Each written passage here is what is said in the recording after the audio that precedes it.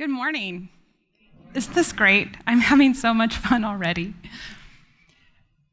Recently, a good friend of mine told me about his 89-year-old father's wish for his grandchildren. My friend asked his dad, "What do you want for your grandkids?"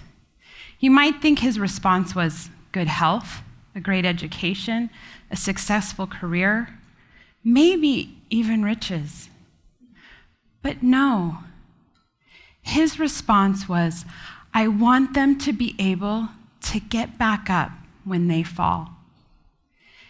Able to get back up when they fall. Isn't that what we want for all our children? The strength of character, the skills for resilience, a warm toughness. Sadly, many of today's children lack fortitude. Some are so insecure they bully their peers. And still many seem paralyzed by their fear and consequently stand by, indifferent to wrongdoing. Why is that? I have taught students and educators for over 14 years. And in these classrooms, children were provided with the usual academic nourishment, reading, writing, and arithmetic. But there was something missing. Students weren't taught the skills to be empathetic or caring. They weren't taught to manage their emotions. They don't possess the conscientiousness to connect with other people. Each time you turn on the TV or glance at comments left on internet postings, it is horrifically obvious that we have a generation of people feeling disconnected and angry. Some so disconnected and so angry, they turn to violence. Violence against their community and often themselves. 77% of our nation's young people in grades 6 through 10 reported experiencing verbal abuse from a peer last year alone. 80% reported experiencing abuse through social media or other forms of technology, such as emails or texting. It's obvious. We need to teach more than reading, writing, and arithmetic. We need to reach the whole child. We need to provide our children with social and emotional learning, the skills for an effective life. Teach awareness of self and of others, how to connect with other people, to engage in meaningful conversation, even with those that disagree with them, to make responsible decisions and follow through with those decisions. In recent years, psychologists and other mental health professionals have warned us that we are in danger of creating a nation of victims by imposing anti-bullying rules. So what, to prevent our students from saying hurtful things to one another?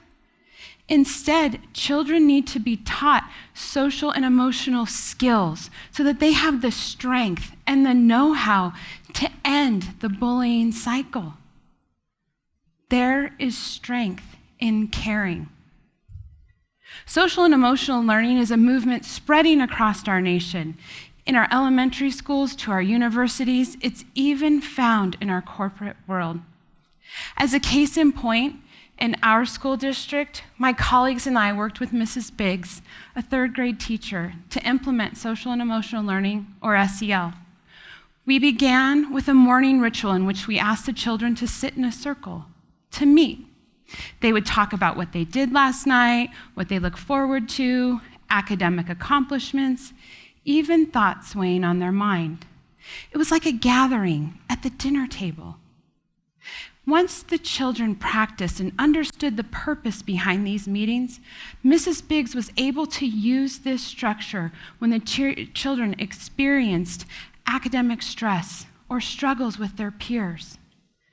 As you can imagine, this was an extremely powerful process. 8 and 9-year-olds learning and practicing how to work together to solve social problems or academic struggles. learning and practicing to express empathy and respectfully disagree with one another. I don't know about you, but I think there are plenty of adults that need to learn how to do this too. I want to tell you about one little boy, Ian, in Mrs. Biggs's class. Ian stood out, and you might say for all the wrong reasons. At first, he refused to participate in our meetings and turned his back entirely. But after a couple months, he turned inward and faced his peers. He still wouldn't speak, though.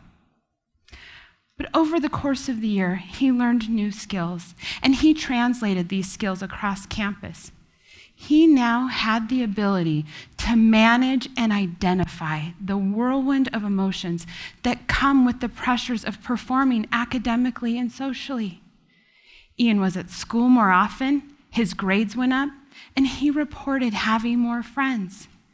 SEL works, and not just for Ian, for students all across the country. Studies have found that social and emotional learning improves mental health and behavior. It boosts children's social competence, and it creates more positive school climates. All good things. But the real surprise came when the researchers at Loyola University in Chicago did an analysis of 213 studies looking at SEL implementation. They found that students who received direct SEL instruction gained an average of 11 percentile points on their standardized academic achievement test compared to peers who didn't take part. Let me repeat that. Students who received direct SEL instruction gained an average of 11 percentile points on their standardized academic achievement tests. This is huge. Before SEL, we as educators were thrilled to see a 4 to 6% increase. And what's more, these schools reported reduced conduct issues in children with emotional distress. Their students were less likely to experience depression, engage in drug use, or even contemplate suicide. One of the most important skills taught through social and emotional learning is the ability to connect with other people.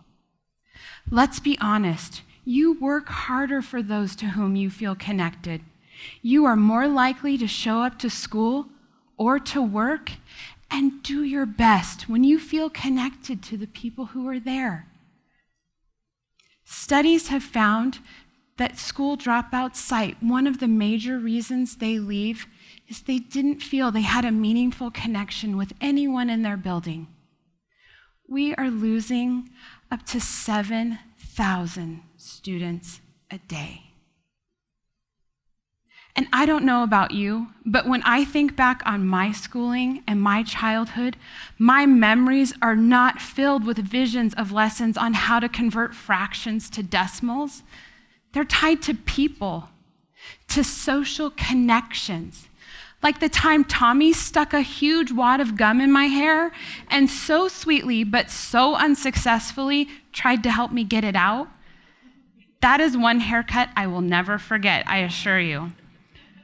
But my point is, I bet your memories of your schooling at any age are tied to social connections. And they should be. Schools should be social places, and learning should be a social process. We need to provide our children with social nourishment, not just academic nurturing.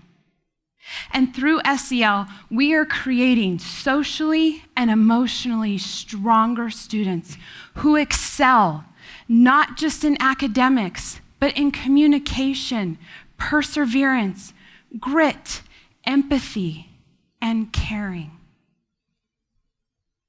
I want to go back to the wonderful grandpa at the beginning. His priority for his grandkids wasn't a great education or a successful career. It wasn't even good health. His wish for his grandkids is that they would have the strength to get back up each and every time they fall. We now can give every child that ability.